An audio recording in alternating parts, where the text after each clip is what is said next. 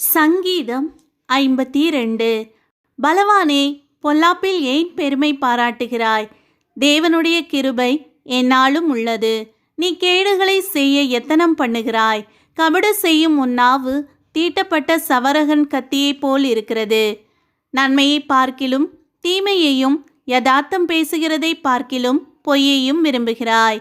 கபடமுள்ள நாவே, சங்கரிக்கும் சகல வார்த்தைகளையும் நீ விரும்புகிறாய்.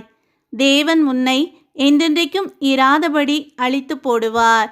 அவர் உன்னை பிடித்து உன் வாசஸ்தலத்திலிருந்து பிடுங்கி நீ ஜீவனுள்ளோர் தேசத்தில் இராதபடிக்கு உன்னை நிர்மூலமாக்குவார்.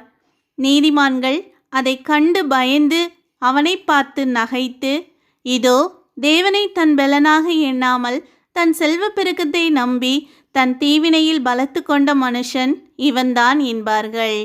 நானோ தேவனுடைய ஆலயத்தில் பச்சையான ஒலிவ மரத்தை போல் இருக்கிறேன். தேவனுடைய கிருபையை என்றென்றைக்கும் நம்பி இருக்கிறேன்.